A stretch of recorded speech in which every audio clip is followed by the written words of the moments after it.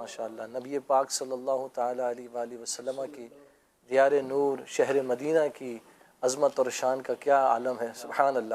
ان کے نثار کوئی کیسے ہی رنج میں ہو، جب یاد آ گئے ہیں سب غم بلا دیے ہیں۔ حضور جان عالم صلی اللہ علیہ وآلہ وسلم کی یاد، یعنی شہر مدینہ کی یاد کا یہ عالم ہے، تو حضور جان عالم صلی اللہ علیہ وآلہ وسلم کی یاد کا کیا عالم ہوگا۔ اللہ اکبر۔ اللہ ہمیں وہ آنکھیں نصیب فرمائے، وہ سوچ و فکر عطا فرمائے جو ان کی یاد میں ہر وقت گم رہے، ان کے ذکر میں جو ہے وہ گم رہے۔ اللہ تبارک و تعالی نبی پاک علیہ الصلوۃ والسلام کی ایسی محبت ہم سب کو نصیب فرمائے۔ ہماری محفل نعت میں کچھ مدنی پھولوں کا بھی سلسلہ ہوتا ہے، آئیے انشاءاللہ الکریم کچھ باتیں سننے کی سعادت حاصل کرتے ہیں۔ صلو علی الحبیب صلی اللہ تعالی علی محمد وعلی آلہ وصحبہ وبارک وسلم۔ اللہ پاک نے کلام مجید فرقان حمید کے اندر پارہ 22 سورہ احزاب آیت کریمہ نمبر 40 کے اندر ارشاد فرمایا، ما کان محمد ابا احد من رجالکم ولکن رسول اللہ وخاتم النبیین وکان اللہ بکل شیء علیما۔ ترجمہ کنز العرفان، محمد تمہارے مردوں میں کسی کے باپ نہیں ہیں لیکن اللہ کے رسول ہیں اور سب نبیوں کے آخر میں تشریف لانے والے ہیں اور اللہ سب کچھ جاننے والا ہے۔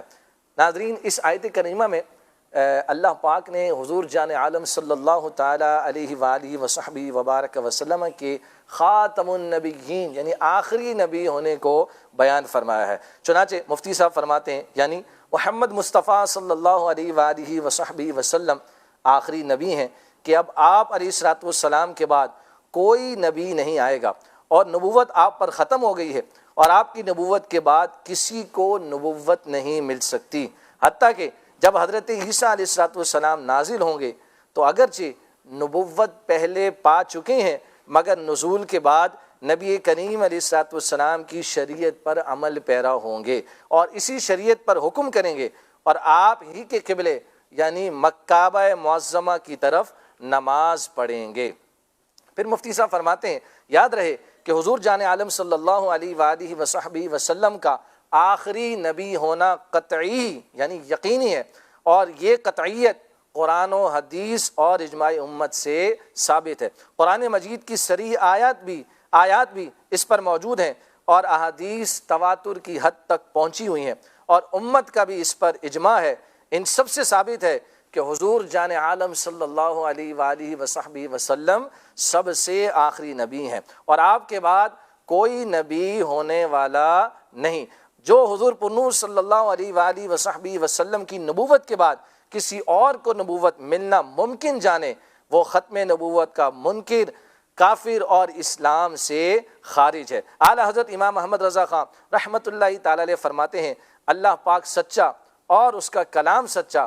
مسلمان پر جس طرح لا الہ الا اللہ کا ماننا، اللہ سبحانہ و تعالی کو احد، صمد، لا شریک لہ یعنی ایک، بے نیاز اور اس کا کوئی شریک نہیں، یہ جاننا فرض اول و منات ایمان ہے، اسی طرح محمد الرسول اللہ صلی اللہ علیہ وآلہ وسلم کو آخری نبی ماننا، ان کے زمانے میں خواہ ان کے بعد کسی نبی جدید یعنی نئے نبی کی بعثت کو یقیناً ناممکن اور باطل جاننا، یہ سب سے بڑا فرض اور جزء ایمان ہے۔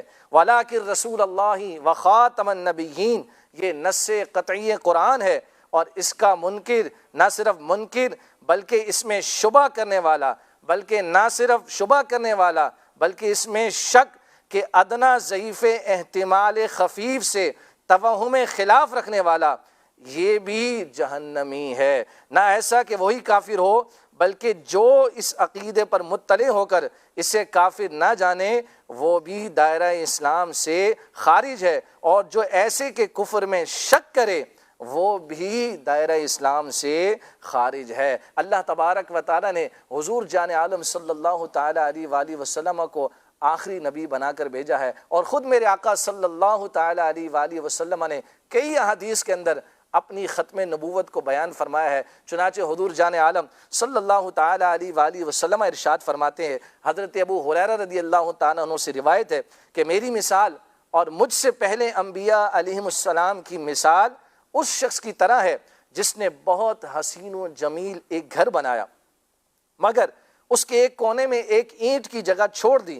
لوگ اس کے گرد گھومنے لگے اور تعجب سے یہ کہنے لگے کہ اس نے یہ اینٹ کیوں نہ رکھی۔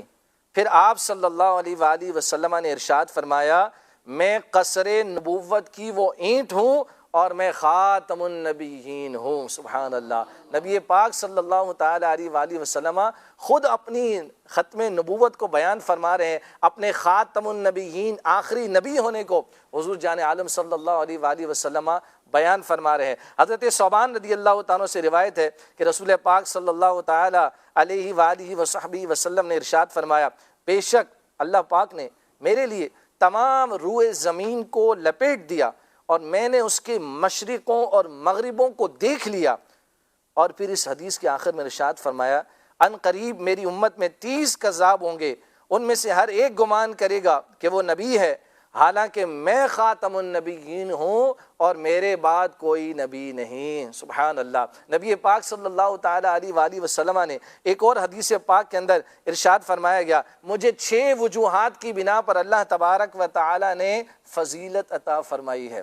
کتنی وجوہات کی بنا پر؟ 6 وجوہات کی بنا پر حضور جان عالم صلی اللہ علیہ وآلہ وسلم فرما رہے ہیں اللہ تعالیٰ نے مجھے شرف اور فضیلت عطا فرمائی ہے۔ فرمایا پہلا یہ کہ مجھے جامع کلمات عطا کیے گئے ہیں، مختصر کلمات اور مضمون بے شمار، وافر مضمون اور مختصر کلمات، اس کو کہتے ہیں جامع کلمات۔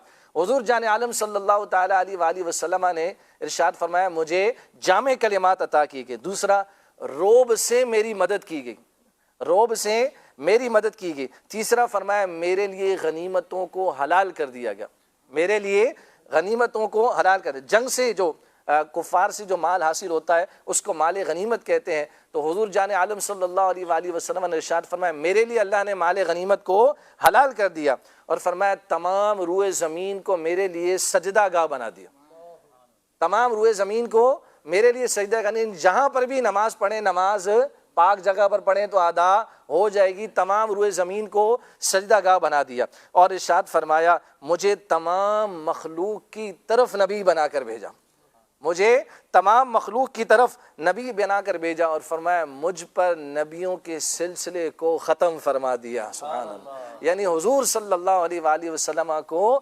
آخری نبی خاتم النبیین صلی اللہ علیہ وآلہ وسلم بنا کر اللہ پاک نے بھیجا۔ یہ وہ 6 خصوصیات اور عظمتیں اور شانیں ہیں جس کو اللہ پاک نے اپنے حبیب علیہ الصلوۃ والسلام کو عطا فرمائی ہیں۔ اللہ تعالی ہمیں حضور علیہ الصلوۃ والسلام کی ختم نبوت کے اس عقیدے پر قائم اور دائم رکھے، ہماری نسلوں کو بھی اس عقیدے پر قائم اور دائم رکھے۔